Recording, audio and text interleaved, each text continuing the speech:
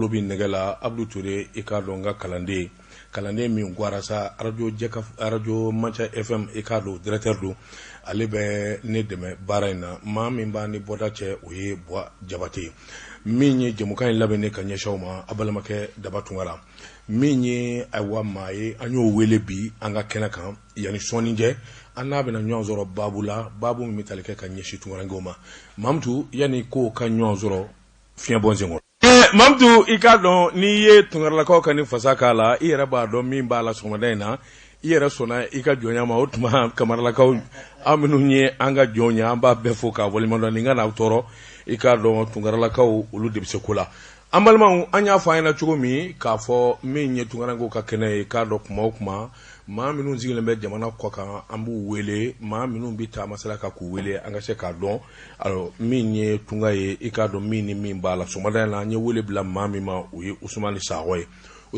be ko ma ko Saroba ali maldenye min zingile mbe sanjama Amerique du kuluka otemene ngofe jekulu minu ka ma 16 Amerique bolofara ale yo auton awanyema sabla secrétaire général do anya kan nani me malikona anya nyina na kanyanye anga se ka doni baro Ikado Amerique kan malien minumbe tunga kan aywa Ikado geleawu ani wuli ka jo minum bolo daledu Ousmane Saro ambifo ki walimando anyi wele somada na yanga wele jabi ibe tungarango ka kenaka iba yuru ka kenaka Ousmane Saro Ikado beki mako Saroba iye 16e secrétaire général Ikado aywa 16e ka bolo fara membe Amerique Ousmane Saro mba fe ka don etara mun Amerique ita fura dama Amerique kana bla bila bisanjuli bo Ikado ibi muni munai amba fa assalamu alaikum ambe jeka fo lameba joklu bela jalen fo ko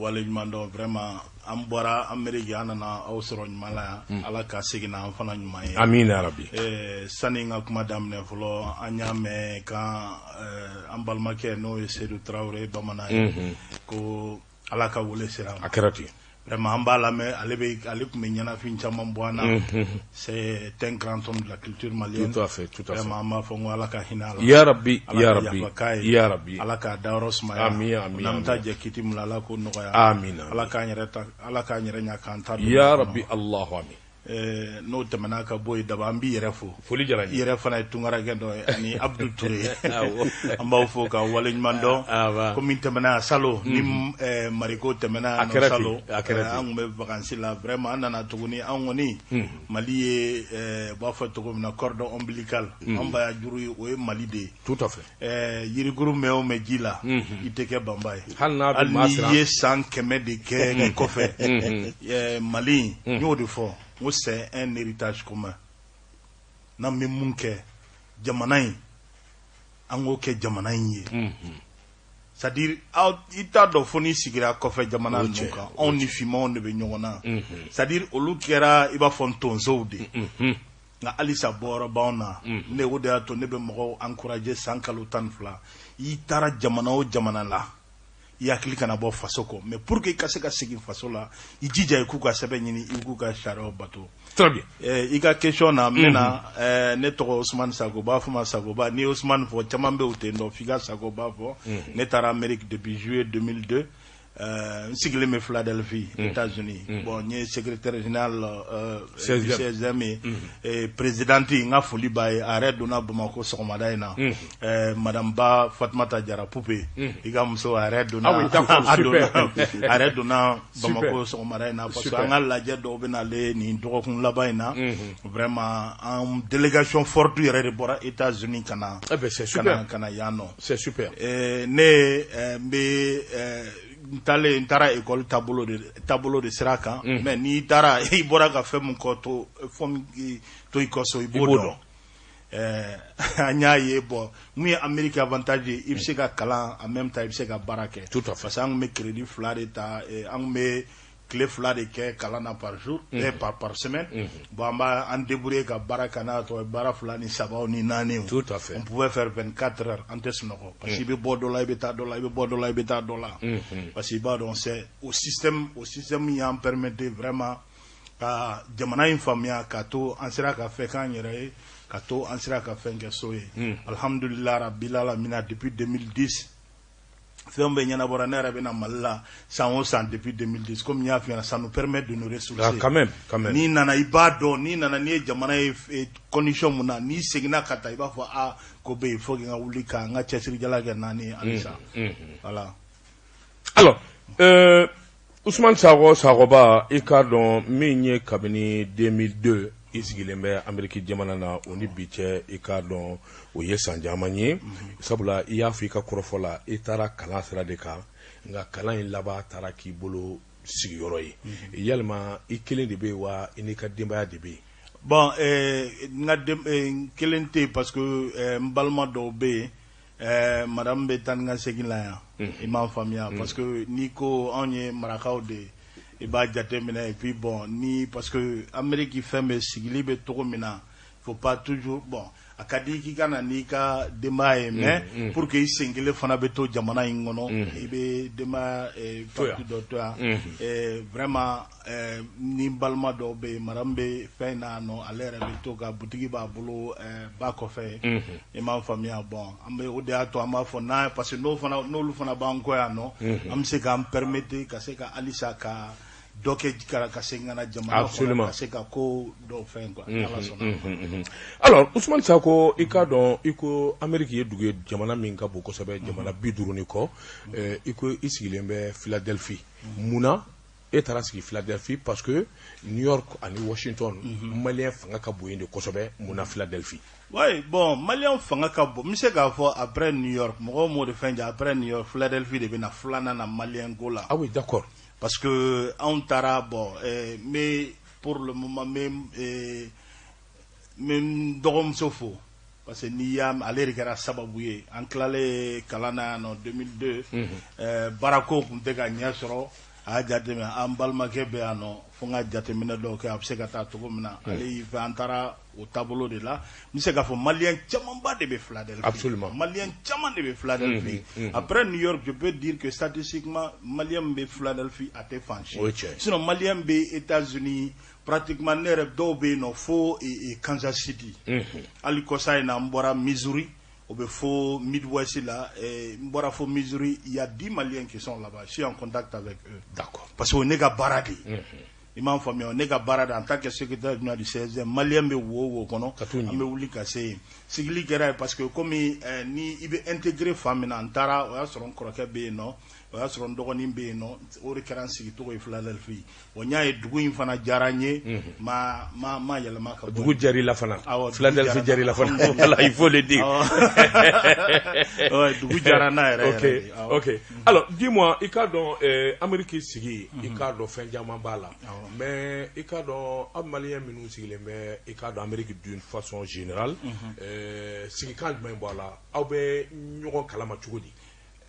Bon au début anw taara anw ye mɔgɔw sɔrɔ yen parce que comme n y'a f'i ɲɛna cogo min na anw taara dɔw bɛ yen ya n ka foli b'a tigi ye sisan ale bɛ Missouri Mohamed Diko lui il est aux États-Unis depuis 1969. Wow. I m'a faamuya.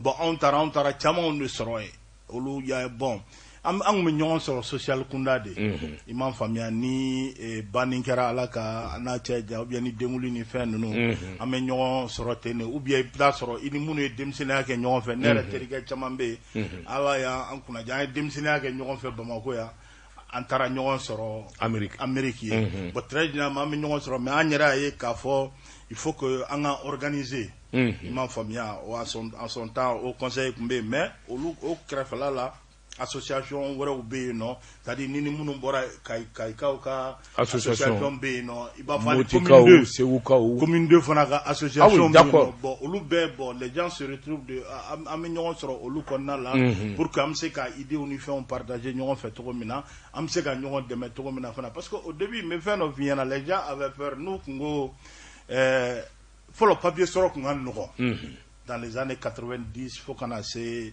92 93 là mais Maliens tun bɛ siran de. Ah oui. Ni hali ni immigration kun ye lettre ci i ma a b'a fɔ k'olu tɛ taa u b'u dogo alors que mais fɛn dɔ f'i ɲɛna daba hali n'i donna mɛnɛmɛnɛ wo kɔnɔ américain b'a dɔn i bɛ yen. Ayi siga t'o la. Hali n'i donna mɛnɛmɛnɛ wo kɔnɔ u b'a dɔn i bɛ yen parce que mɔgɔw dɔw kalama hali an bɛ téléphone ni fɛn minnu fɛ n'olu bɛ kɛ k'an traquer de. i m'a faamuya o de y'a to c'est-à-dire an ye ɲɔgɔn retrouver olu fɛn na bon a nana kɛ an jɛra ka association ni fɛnw sigi dɔw ta ye u bɛ ɲɔgɔn retrouver chaque mois dɔw ta u bɛ ɲɔgɔn retrouver chaque semaine ne yɛrɛ ka gɛrɛ min sigi n kɔrɔkɛ kɔrɔba bara dimanche o dimanche n belle-sœur bɛ a bɛ zamɛ tobi on est comme n'an bɛ Bamako n'a bɛ Bamako tout à fait a bɛ jamana ɲanafin mɔgɔw la o don. Alors i ka dɔn Usumani Sagoba i ye maliyɛn min sigilen bɛ Philadelphie Amérique jamana na jɛkulu min ni o ye CSDM ye n'u ka wulikajɔ kun ye min ye jamanaden minnu taamana ka se k'u magwɛn ka tila ka dɛmɛ ta k'u sɛgɛrɛ min y'u ka hakɛ o ɲinini i k'a dɔn e kɛra o secrétaire général ye CSDM a taalen Amérique fo e ka don a bureau la o kɛra kɛcogo jumɛn na. N b'i fo vraiment o question in diyara n ye sani n ka kuma daminɛ n bɛ tasi bila kɛ ka se an ka vice président n'a bɛ tiɲɛ so sisan. Ah oui, d'accord. Amadou Dramera. Vraiment an b'a fɔ n ko Allah ka hinɛ a la, Allah ka yafa k'a ye.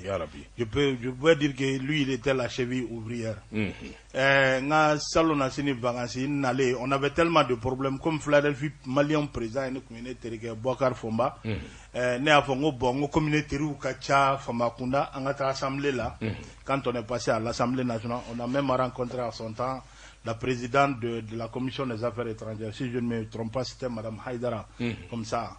Ale yɛrɛ de y'a fɔ an ɲɛna ko an ka wuli an ka se 16e ma o ye Dramera ka numéro di Ala ka hinɛ a la n ye Dramera wolo yɔrɔnin bɛɛ la a ko Sako i bɛ fa jumɛn i jija i ka se ma sisan ne ko sisan sa awɔ na sisan parce que lui il était comme ça il est comme ça n nana vraiment c'est à dire que depuis don min na an ye ɲɔgɔn ye ni Madiba ye ɲɔgɔn ye don min na je me suis dit que c'est quelqu'un qui est à encourager, c'est quelqu'un qui avec ina kan ka jɛ ka baara kɛ parce que a engagé no fo k'a dama tɛmɛ n ka foli b'a ye sisan Mohamed Chérif Aïdara hali sani n ka bɔ so yɛrɛ a tun bɛ télévision so dɔ la kuma la tout à fait vraiment c'est quelqu'un qui a y'a cɛsiri diaspora dɔrɔn tɛ dɛ hali Maliko la bon ni anw ye o président modèle sɔrɔ k'a fɔ président i mana fɛn san kalo 12 et puis il a akada elle c'est pas un président que tu prends un rendez-vous avec hein ni tara choisi là il va sortir ni abena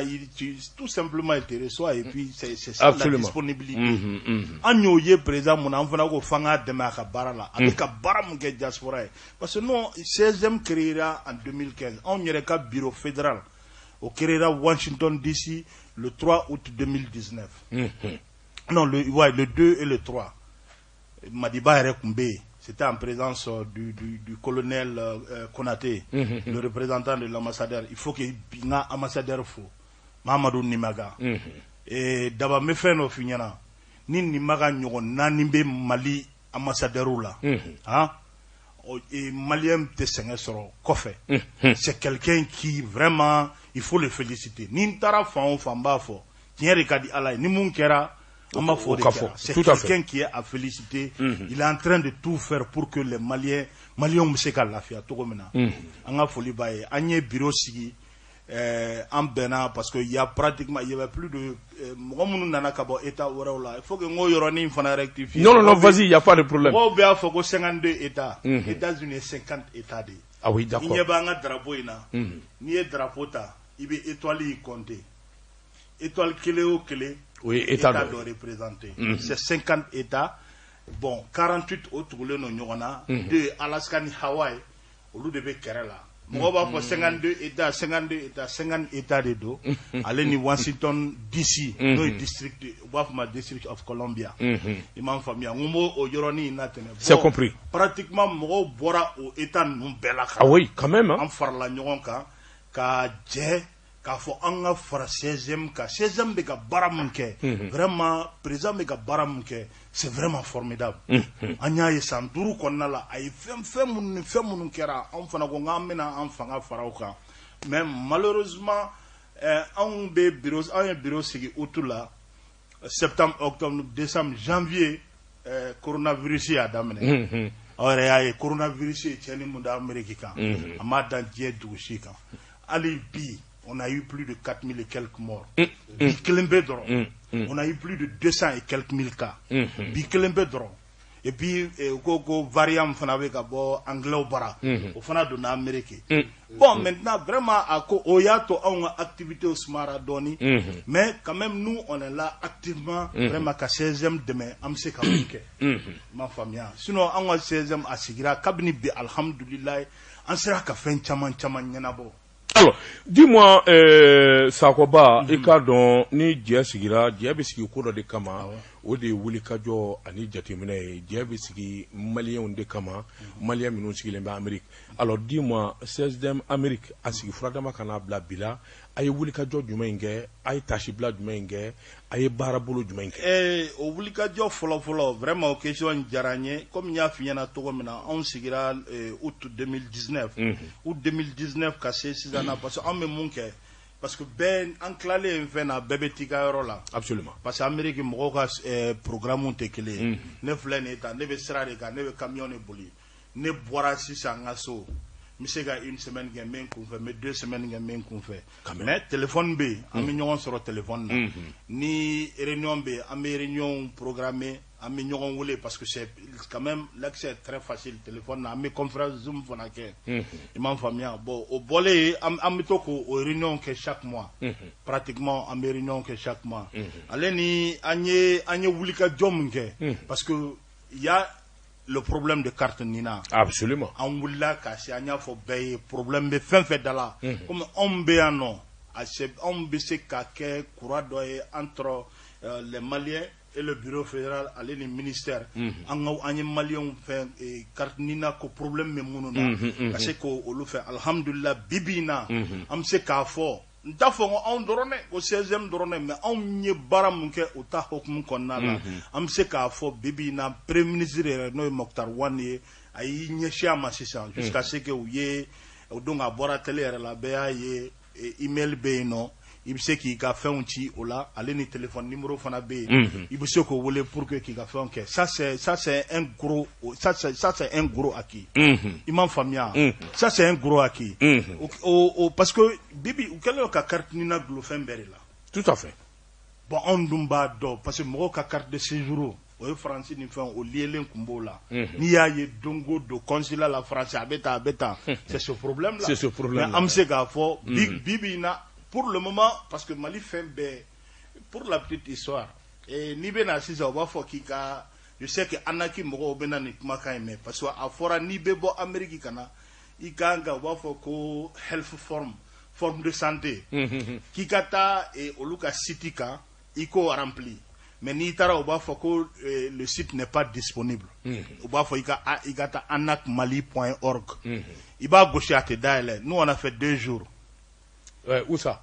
Non, Anak Mali, okay. An fin de bafo kiko de faire arabe pour que casse ka bo folo parce que ne a fo mse ngono ngato ne betalem fasor la ni sera agogo ayi parce que américain to do imam famia c'est pour dire que l'Anak Mali doit voir qu'est-ce qui ne va pas avec leur site anakmali.org imam famia ni a fait parce que si ça avec le coronavirus ni bien aller et il faut le formulaire de remplir.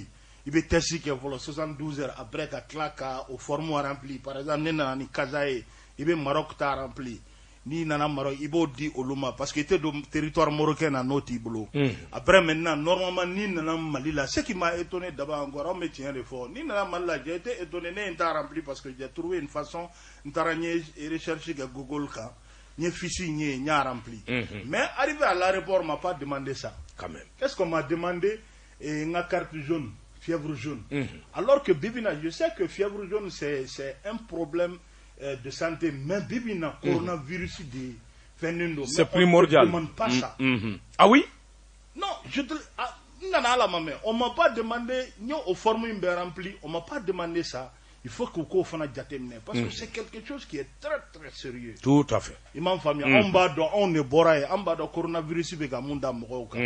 Imam Famia, c'est pour te dire que allez on a fait fana konna là et on a sanclé anniversaire parce que comme il y a fait on a fait ni coronavirus bena mais on a sanclé anniversaire, on a fait organiser bon et puis on a activité au fana konna la salo.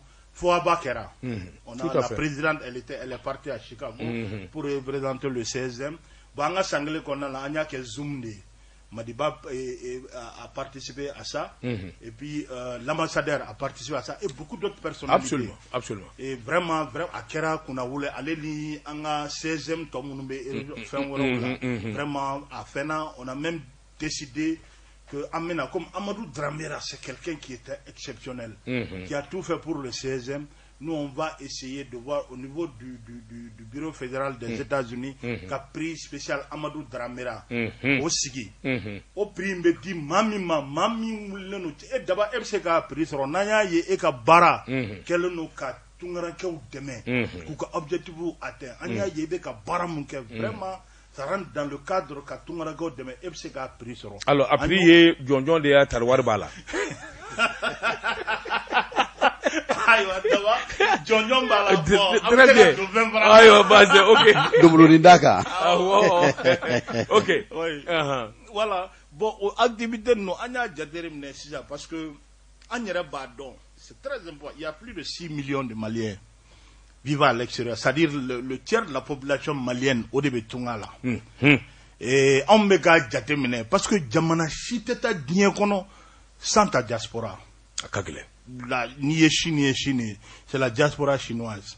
Ni Indie, c'est la diaspora indienne. Les Libanais. Dien Dore, Dien Dougoudobe, sanction Bouka, mais au Luka diaspora de dévisique. Absolument. Ça, c'est vrai. La diaspora, c'est une chance pour le Mali. C'est une très grande chance. Mais il faut que, enfin, Wargadamo, mais qu'on nous accompagne. C'est vrai. Nous projet Jamana Ingono. Ni projet Warbedi, Don Dila, Ibn Ketogodi. C'est ce que nous on veut éviter. On a besoin d'accompagnement. Nous seulement, au niveau de la diaspora américaine, nous on peut créer des centaines de milliers d'emplois chaque année. Au Mali ici. Mali là. Parce que on be jamana mina, c'est l'entrepreneuriat. Et on flâne, on be bandevre quand nous sommes on be fait 600. Et on cette entreprise bambebolo. Parce que ni camion fla ça va nani. Ça irait. Mota figa uli kata baraga.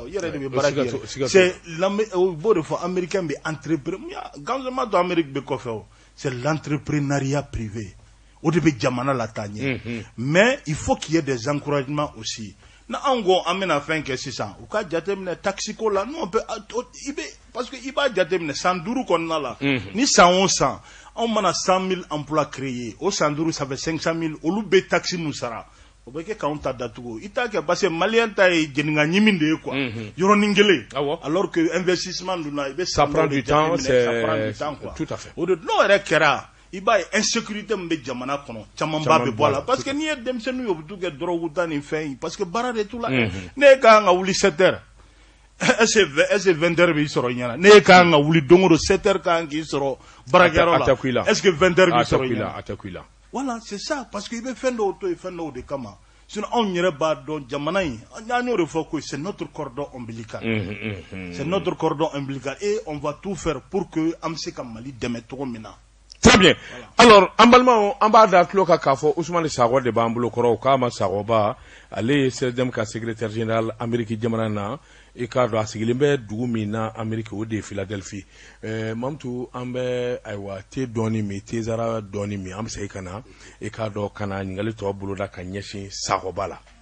Bien, Mamtou, Icardo Amseikana, Pomosokono, hakaja minye Ousmane Sago nanga mako Sagoba e maldenye min sigilembe Amerika jamana kabini san 2002 ika don jekulu min sigira ka maldon deme ika don sedem Amerika bulo farale do secrétaire général Abdou nyingal bi bulo Kramo de batungara mbi feka minye kuna funi sira la imasra jam se klike na ngadu mi sono wala o amula meno o ma dola nye tugari do Kramo mingo ni ammeka fendo wuli mada abi wati don bo sabura daslama kuma konna anyana bola minye ministry nyamaye Muktar Wan aleni ministry wi nyogonyi mumbe ministry Murbu Kone katabla lieutenant colonel Ablaye Maiga katabla minye alhamdu ag ilien nyonyi ubena kan ko katnina ko akunguna nyenye akaseka nyana boti janko mo munun be no ni gelabu tala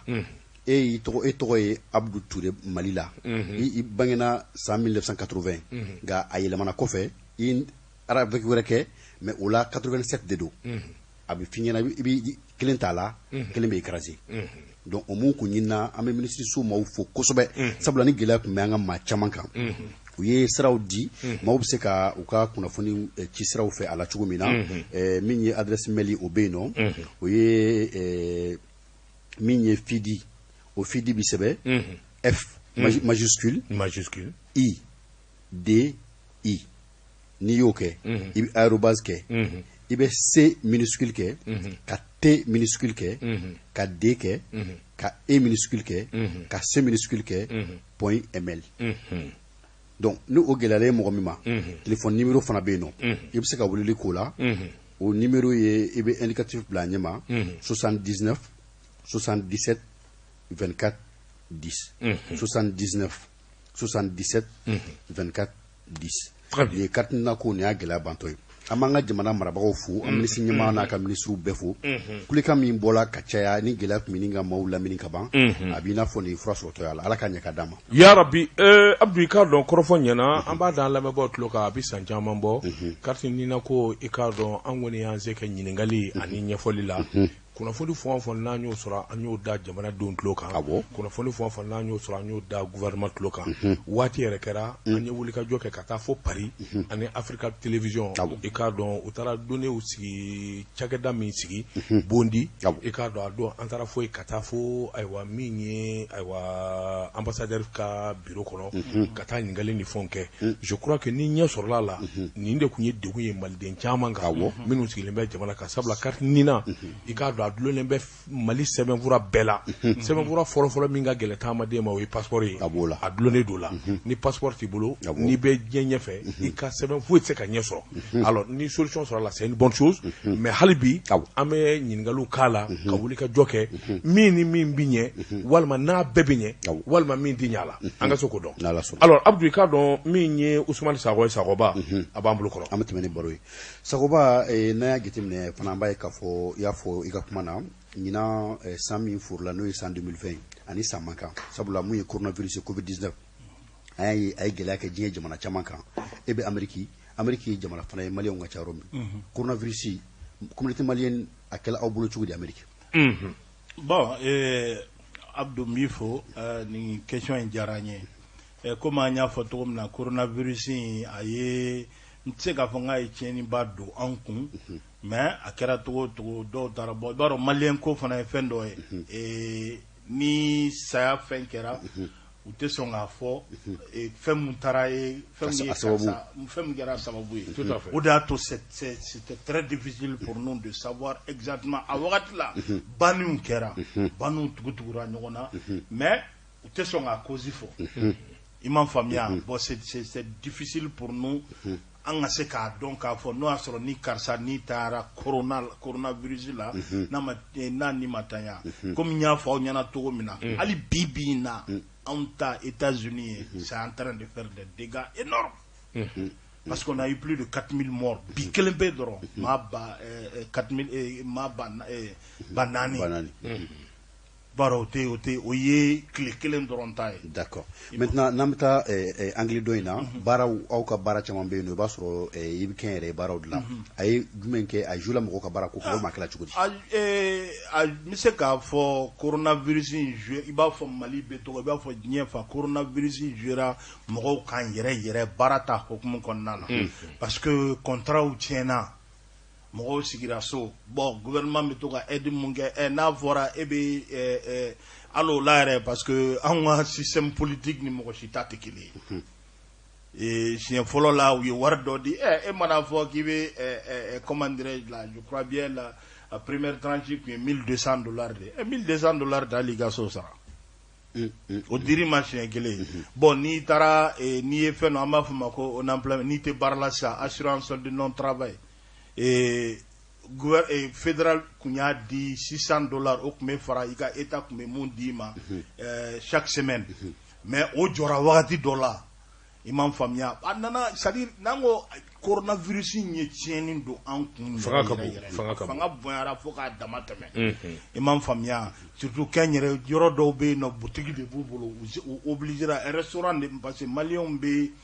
restaurant be do bolo dɔw bɛ kɛ n yɛrɛ ye baara la tu es obligé u b'a fɔ k'i k'a datugu de n'i m'a datugu ni Mali ta négociation t'a la o k'a fɔ an ka bɛn a la o ye Mali ye n'u ko nin don a bɛ kɛ ten de i b'a datugu bɔ caman ka business tiɲɛna ten vraiment an kɔni an bɛ Ala tanu n'an yɛrɛ ni mun ka gɛlɛn o ye kɛnɛya de ye n'an yɛrɛ ka kɛnɛ an ye fanga min sɔrɔ ka a daminɛ ni Ala sɔnna ma ni nin ko in banna parce que le Malien est très courageux il faut le dire absolument ni an tilala ni nin ko in banna an y'a ta fa min na an b'a daminɛ yen tuguni siga t'o la ko fura fɔlɔ dɔw sɔrɔla ɲininikɛlaw ka ɲininiw kɔfɛ ko o fura dɔw yɛrɛ sela Amérique ni France jamana na ka ban e bɔra Amérique ma mais fura in ko in bɛ cogo di e y'i ta sɔrɔ a la wa ne ma n ta sɔrɔ a la fɔlɔ mais u y'a daminɛ ni vaccin dɔw bɛ yen nɔ u y'a daminɛ ni minnu bɛ c'est à dire mɔgɔkɔrɔbaw de fɔlɔ personne mɔgɔ minnu bɛ en danger u y'a daminɛ n'olu ye ale ni dɔgɔtɔrɔw ni infirmiers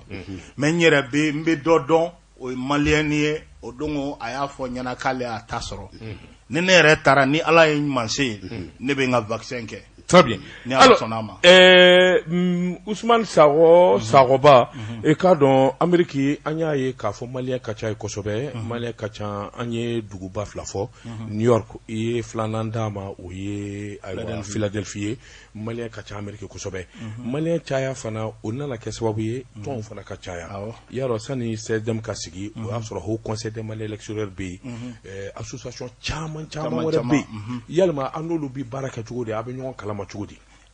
Comme n y'a f'i ɲɛna cogo min na États-Unis ni dugu si tɛ kelen ye k'a sababu kɛ dugu bonya ye on est obligé an y'o de fɔ n'an bɛ wali dugu de la c'est à dire fɛn dɔ bɛ daba qui est beaucoup à déplorer c'est à dire ɲɔgɔn fara mun ni fɛn mun cayara jamana in kɔnɔ a tun bɛna don anw tunkarakɛw ni fana ni ɲɔgɔn cɛ absolument c'est quelque chose an tɛ se k'o accepter c'est quelque chose, c'est-à-dire que an bɛ wali jamana de kan anw de kan ka kɛ ɲɔgɔn fa ye anw de kan ka kɛ ɲɔgɔn ba ye anw de kan ka kɛ ɲɔgɔn kɔrɔ ni ɲɔgɔn dɔgɔw ye parce que fɛn wɛrɛ tɛ o a bɛ fɔ ko maliyɛn de a tɛ fɔ ko e daba tunkara ni ko y'i sɔrɔ u b'an wele de k'a fɔ ko ye maliyɛn dɔ sɔrɔ a tɛ fɔ ko e daba tunkara c'est daba tunkara vient après a bɛ fɔ maliyɛn de n'o de fɔ ko c'est notre héritage commun absolument c'est-à-dire a gɛlɛyaw bɛ yen mais an bɛ k'a gɛlɛyaw surmonter dɔɔni dɔɔni dɔw bɛ yen u tun tɛ ɲɔgɔn ka kuma yɛrɛ fɔ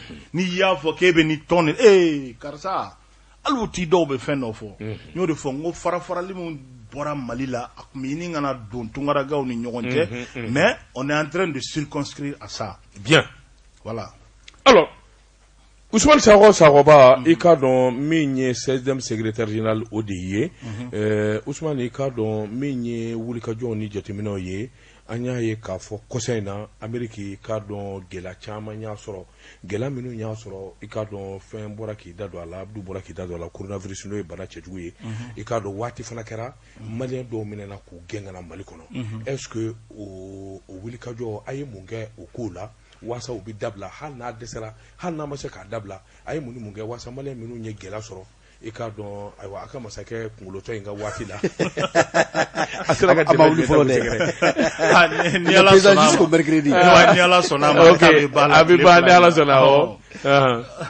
n ka kuma daminɛ la n y'o de f'i ɲɛna i b'a dɔn Amérique ye sariya dugu de ye absolument tɛ kɛ i b'a fɔ Faransi kana dɔrɔn k'i ye f'i ma k'i minɛ k'i ka taa n'i ye Amérique n'i minɛ la sisan u t'i don avion kɔnɔ directement ah oui i bɛ taa juge de baara fɔlɔ c'est le juge qui détermine n'i bɛ bɔ ou bien n'i tɛ bɔ fo n'a sɔrɔ n'i ye kojugu kɛ mais Trump nalen de o de parce que fɛn dɔw bɛ yen o bɛ tɛmɛ ni congrès ye mais fɛn dɔw bɛ yen nɔ président yɛrɛ b'o décision ta ale kun nana ale kun t'a a ɲɛnabɔ yɛrɛ k'a soroba u ka kuma ko k'a soroba ɲagami dɔrɔn i m'a faamuya ale ta kun y'o de mais n'anw kɔni y'a mɛn n'anw y'a mɛn ko karisa ye maliyɛn karisa bɛna taa nous on fait tout même Madiba fo nin yɔrɔ in fana la il nous a toujours demandé si on a des problèmes a ye avocat dɔ bila an ka disposition na aux États-Unis a tigi bɛ Canada an b'o wele vraiment k'a fɔ maintenant pour que a bɛ tan an y'o de fɔ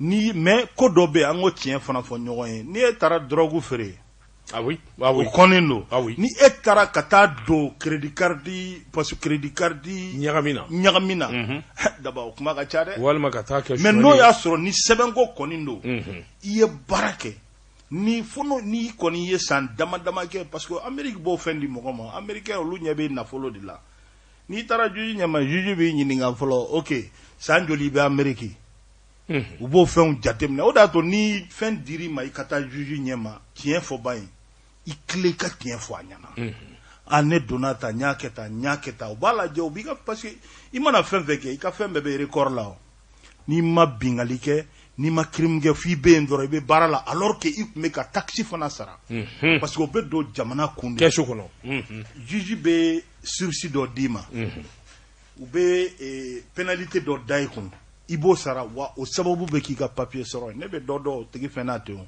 a taara école ta hukumu kɔnɔna la a banna kalan na a ma sɔn ka bɔ u y'a minɛ u kɛlen k'a minɛ maintenant o y'a sɔrɔ a ye baara ni fɛnw kɛ u taara n'a ye immigration prison na maintenant a taalen juge ɲɛma juge y'o de fɛn fɔ a ɲɛna bibi in na sɛbɛn b'a bolo a bɛna Mali la cogo min ka d'a ye ah oui ne b'o de fɔ n ko i mɛnna daba ni e dara kɔfɛ i bɛ sangasobaw ni fɛnbaw jɔ mais n'a se t'i ye ka na lajɛ ne b'o de fɔ mɔgɔw ye n ko n'aw bɛ fɛn fɛn la il faut tout faire pour que aw ka dugu sariya labato ale n'i k'a kɛ cogo bɛɛ la i bɛ se ka sɛbɛn sɔrɔ cogo min na i ka sɛbɛn sɔrɔ ten. Sagoba i k'a dɔn maliyɛn minnu bɛ Amérique a ka hami ka ca a ka miiri ka ca i bɔra ka dɔ fɔ kuma na i k'a dɔn an b'a dɔn o gɛlɛya bɛ maliyɛnw ni ɲɔgɔn cɛ minnu bɛ jamana kɔ kan o de farafarali ni ɲɔgɔn dusukasi ni ɲɔgɔn tɔɔrɔ min bɛ Mali yɛrɛ kɔnɔ politikimɔgɔw b'o la ɲɛmɔgɔw b'o la i k'a dɔn bɛɛ n'i kanu b'a bɛɛ n'i ta fa est ce que o ɲɔgɔnna degun min bɛ aw kan Amérique yalima e yɛrɛ ɲɛna k'an ka wuli ka bɔ cogo di maliyɛn bɛɛ kan. Daba n'o de f'i ɲɛna f'an k'a jateminɛ k'a fɔ an bɛɛ bɔra fɛn kelen la n'o ye Mali de ye hali yan n b'o de fɔ mɔgɔw ye n k'an ka sabali ka ɲɔgɔn sen minɛ an ka ɲɔgɔn bolo minɛ c'est à dire foyi tɛ taa alimami bɛɛ n'a jɔ u b'o de fɔ ko alimami bɛɛ n'a jɔyɔrɔ don misiri kɔnɔ tout à fait Ala ma bɛɛ da président kama Ala ma bɛɛ da ministériya kama mais an kana kɛ k'an bɛ ɲɔgɔn mankutu tiɲɛ k'a kɛ ka sababu kɛ place ɲini ko ye a bɛ se ka da fo bɛɛ ka bɛɛ valeur de dɔn mun ni mun ka kan fo o ko de kɛ i m'an faamuya mais ni e wulila bibi in na sa k'a fɔ i bɛ nin kɛ hali maa min t'i dɔn a kɛra ne yɛrɛ la o a bɛ ka n kɔrɔfɔ n yɛrɛ ɲɛna mais a t'a dɔn Sagoba ye mɔgɔ min ye ɲɛlɛla ka tɛmɛ de quoi i t'a dɔn n ye mɔgɔ min ye i t'a dɔn n bɛ bɔ fa min na mais ne b'o de f'i ye mais daba fana o fana i b'a dɔn kɔrɔfɔ fana ka di ni mɔgɔ b'i kɔrɔfɔ a bɛ sɔrɔ i ka fisa n'a tigi ye de quoi sinon ni ma fisa n'a tigi ye a tɛ fɛn f'i ma a ka gɛlɛn c'est à dire que o b'o de fɔ ko brush your shoulder and keep moving. Yes, I man. C'est-à-dire que b'a kɛ ta i bɛ tɛmɛ. I b'a fura quoi. Keep moving. O de don i b'a dɔn o de don n'a fɔra ko daba ni fɛn fɛn. N'an ma nin ɲɛfɔ an ma nin faamu. C'est-à-dire que a bɛ komi ni gɔngɔn dɛrɛ la i b'a fura. Voilà, c'est tout. Ça passe quoi. Le chien aboie, la caravane passe. C'est-à-dire que ni mɔgɔ Abdou ne bɛ kɔrɔfɔ ye ko chaque fois n'i nana n'i ma se k'a f'i ɲɛna n b'i bonya ou bien n bɛ siran i ɲɛ. Moi ne b'o de fɔ mɔgɔw ye. Daba i bɛ ne fa ne de bɛ n ba ne n'a kɛra n kɔ kan a tɛ foyi kɛ n'a. Absolument. E maa min nana fɔ ne ɲɛna e de ye nafigi ye. O tiɲɛ ye. Ça c'est ça ma philosophie. N'o y'a sɔrɔ ni e daba ni e ma se k'a fɔ ne ɲɛna i bɛ siran ɲɛ ou bien i bɛ n bonya ça c'est quelque chose. Absolument. C'est-à-dire o man k'i bali n'i bɛ ɲuman min kɛ n y'o de fɔ e ka compte ala bɛ sanfɛ o. A ɲɛ b'a bɛɛ la. An b'an ta la ala b'a ta la. Sagoba i k'a dɔn labɛn bi sen na 16 yɛrɛ i k'a dɔn a ka bureauba yɛlɛmani i k'a dɔn o wulikajɔw ni o ɲɔgɔnyew bi sen na n y'a dɔn a tɛna fɔ Amerikikaw kɔ i k'a dɔn n y'a dɔn a bɛna ka na bɛn ni o jatew n'o hakilinaw ye yalima miiri jumɛn b'a aw yɛrɛ la aw minnu bɛ Amérique 16e ko yɛrɛ la. N'i y'a ye parce que nous on dit we got no time for that. Yes. C'est-à-dire que a tant anw bolo k'a fɔ k'an k'an ta perdu quoi nous on est très pragmatique. O ye jamana yɛrɛ sigicogo ye américain kuma ba ni fɛn ninnu a y'a to so la a ça o de y'a to an ka délégation on a 5 personnes ici an ma dɔrɔn ma bɔ mɔgɔ si kun an y'an ka billet ta ka na parce que 16e an b'a dɔn 16e bɛ baara mun na comme n y'a f'i ɲɛna cogo min na madame la présidente Fatumata Jara nga foli ba ye Poupé. Ah bien. Arrête donna sogomada Ah super. Nga secrétaire administratif adjoint Amadou Bilisi Sigo, lui il est de North Carolina. Allez bien. Eh ben super. Grand artiste des États-Unis, Cheikh Amala Diabaté. Ah oui, Cheikh Amala Diabaté. C'est nous un secrétaire aux relations culturelles. Ah oui, quand lui aussi il est là. Il est là, Mourangadou. Ibrahim ah Imam Famia. Bonjour de fond, on nomme Kola, on balade. On a un programme d'activité très clair. On mena noé parce que fin de c'est moi 16e dia on bureau national te faut imposant kuna. Ah ça c'est. Ils ne font qu'entériner. On ne bena amba font en hakilna ni on me fait ganga. Par exemple, technologie avancée les nombres. On est 6 millions de Maliens mais à l'extérieur, en tas de bébés femmes. On est en train de mettre ce logiciel en place pour recenser tous ces Maliens là. Eh ben, ça va faire du bien au ministère des Maliens l'extérieur. Mais les Maliens, nous sommes là. Ah ouais. Parce que nous avons mouniato d'abord, ou sera en tungara gagne. Ah, pourtant pas. Madame, nous sera en ça va, ah, mais comment on fait, walma avec Kawal Doko, depuis moi. Oh, mais, on ferait Jamana na Sigiroye, parce que, Ibaro, où il y a un commentaire de Jong Mafo.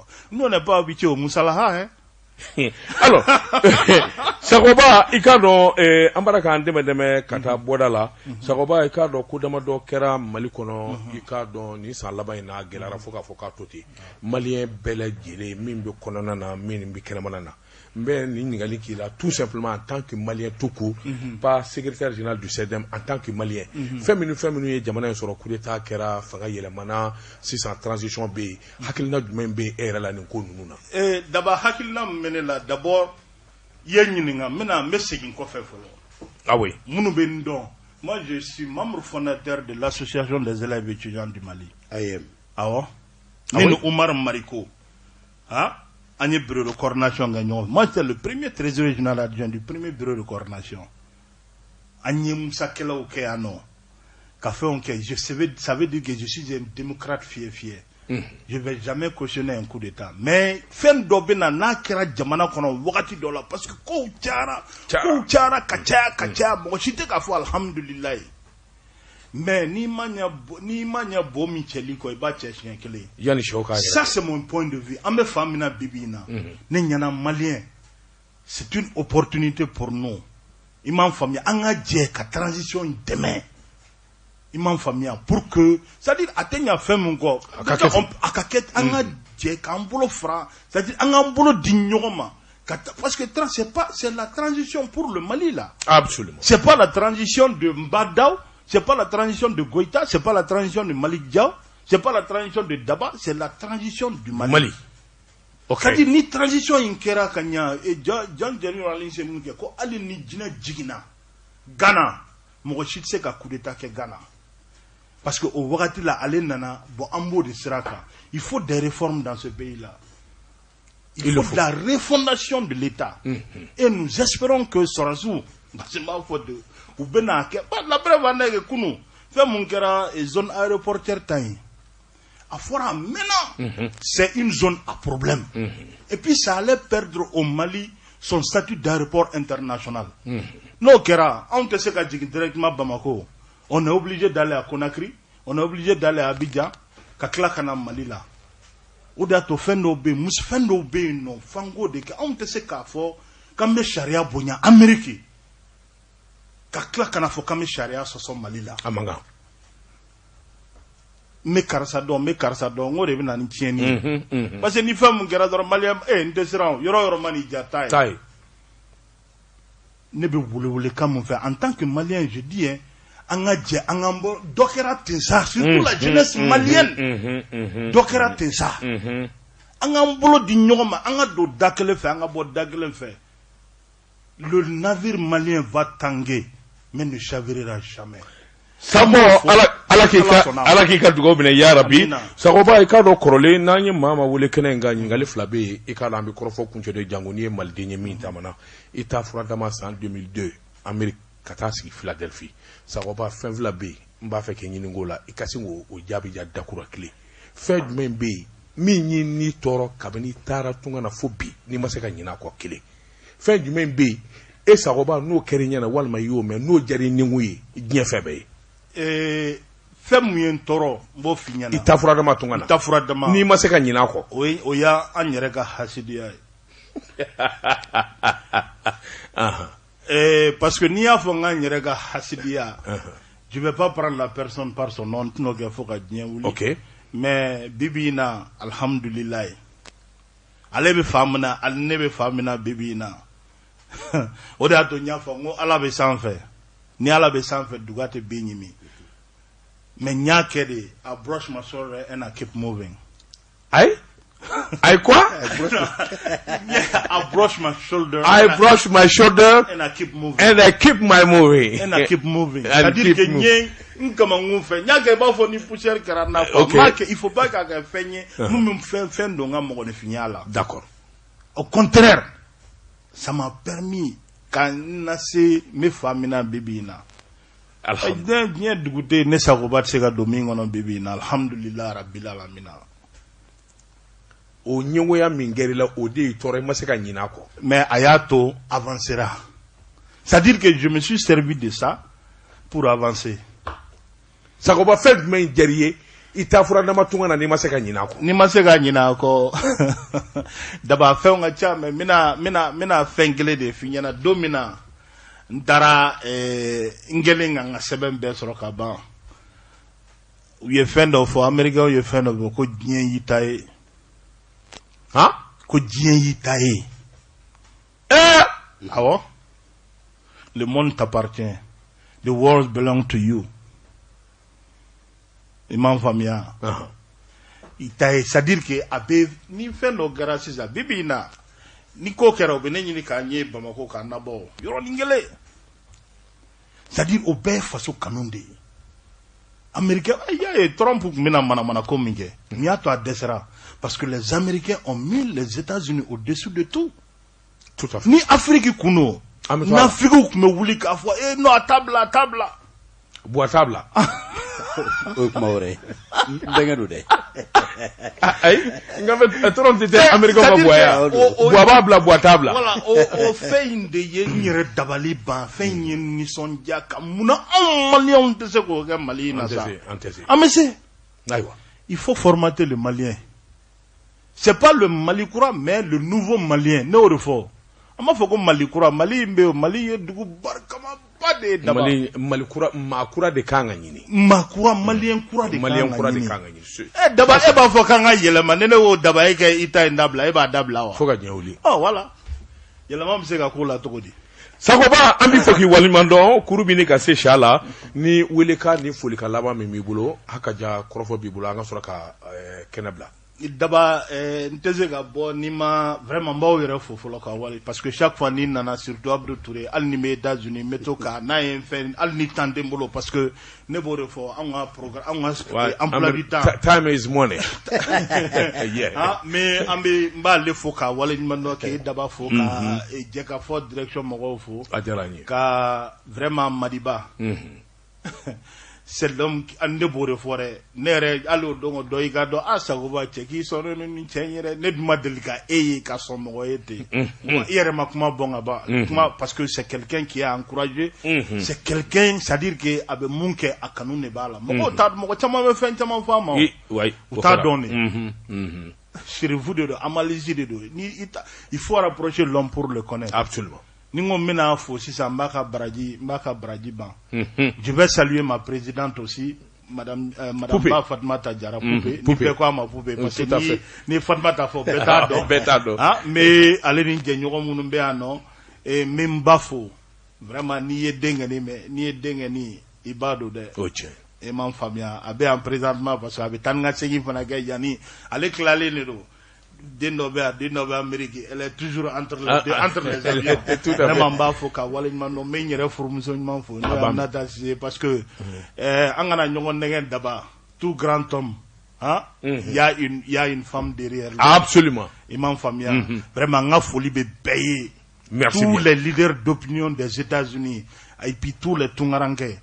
Et vraiment on a fait menaler le 23 le 22 on a congrès ni ala sonama amena ni kokroye mun bɛ diaspora mun b'a to diaspora yɛrɛ bɛ nisɔndiya halisa ka taa fɛ et je salue tous les délégués qui sont venus des différents pays aussi. Merci bien Ousmane Sakoba, secrétaire général 16e USE a sigilen bɛ Philadelphie depuis 2002 ale bɛ Amérique jamana na ale de kun y'an ka maa welele Abdou. O de kun ye maa welelen karamɔgɔ Daba Tunkara an bɛ Sakoba fo a ka nali la hali k'a to Amérique fana ni an mago jɔra a la kunnafoni telima minnu na tout à fait a b'a a kolon cogo bɛɛ la ka o d'a ma walasa an bɛ se ka maaw kunnafoni cogo min na. Karamɔgɔ an y'a fɔ ɲɛna k'a fɔ n ko mun ye kibaruya duman yɛrɛ ye bi o ye k'a fɔ an mɛna ka kuma min fɔ an mɛna ka fɛn min ɲini famaw fɛ a labanna a sɔrɔla maliyɛn minnu bɛ jamana kɔkan na a y'aw hakili to a la a bɛ bi aw bɛ se ka aw ka min ye application k'a daminɛ ka ban sira fila b'aw bolo a bɛ se k'a kɛ min ye diɲɛ kunnafonidi sira kuraw la mail sira fɛ ni o ye fidi ye o bɛ sɛbɛn cogoya min na F majuscule I minuscule D minuscule I minuscule a bɛ arobase kɛ aw bɛ C kɛ ka T kɛ n'a tilala a bɛ D kɛ ka C E kɛ ka C kɛ an bɛ tila k'a bila an ka page kan n'o ye an ka émission yɛrɛ page Jɛkafɔ diaspora an bɛ tila k'a bila o fana kan donc n'a y'o kɛ a bɛ point kɛ ka email kɛ téléphone numéro fana bɛ yen nɔ n'a ye indicatif ta 00223 a bɛ 79 ta 77 24 10 79 77 24 10 n'a ye o numéro fana wele k'a fɔ ne de kun ye agi dɔw yɛlɛmanen don n ye mun kɛ Mali la yan nɔ o ma bɔ joona n ye dɔwɛrɛ kɛ k'an to France walima Amérique walima k'an to Congo i bɛ fɛ ka kelen de écraser an ka ministre ɲɛmaa Muktar Wan ale ye ministre fara ɲɔgɔn kan walasa o fɛɛrɛ bɛ se ka don bɛrɛ la cogo min na an b'u fo k'u waleɲuman dɔn k'a fɔ maaw ka a ko teliya joona sabula ko fana fiyɛ min karamɔgɔ Daba Tunkara ko mana dabɔ maliyɛn ka suma aravɛki in kɛlɛ la maaw sumaya la o y'an sɔrɔ fo kɔlɔndaw la o y'an sɔrɔ temigiraw na o y'an sɔrɔ fo karikunw na an ma sɔn ka kɛ a nana a kun tɛ ɲɛkɛli kɔ an y'a kɛ n'a fɔra ko gɛlɛya bɛ minnu ta la ani minnu bɛ yen nɔ ni gɛlɛya y'u sɔrɔ ka sababu kɛ nin ko in ye ko faamaw sɔnna an k'o lakile an kana tan ta o ko kan donc ka bɛɛ lajɛlen fo ka bɛɛ lajɛlen waleɲuman dɔn maa caman y'an wele karamɔgɔ Daba Tunkara dɔgɔkun tɛmɛnen ko jamukan ma kɛ maa caman ye foli kɛ Seydou Traoré bamanan ne karamɔgɔ don e baarakɛ ɲɔgɔn don i teri don donc an bɛ jɛ ka a fɔ ko ala ka dugawu kɛlenw bɛɛ lajɛlen minɛ ala k'a hinɛ ala ka yafa ma ala k'a dayɔrɔ suma a y'an kɔn kiti min na ala k'a nɔgɔya ya rabbi ala ka bato minɛ an balimaw an minnu mara k'an lamɛn an mana kɛ diɲɛ yɔrɔ an ka foli ani tanuni bɛɛ ka ɲɛsin aw ma i k'a dɔn waati kurunna min ye Mamutu Surunin ye Mamutu Kamara ale bolo kun bɛ nɛgɛ la jɛmukan ye an banbalen kun bɛ Ousmane Sakɔ ka Sakoba maliden don min sigilen bɛ Amérique jɛrɛjɛkulu 16e au secrétaire général do USE alors a ɲininkali k'a k'a la Abdou Touré Daba Tunkara jɛmukan ye k'a labɛn ka ɲɛsin aw ma Daba Tunkara k'aw fo k'a waleɲuman dɔn a k'an bɛn dimanche wɛrɛ inchallah ni arajo so kelen nin waati kelen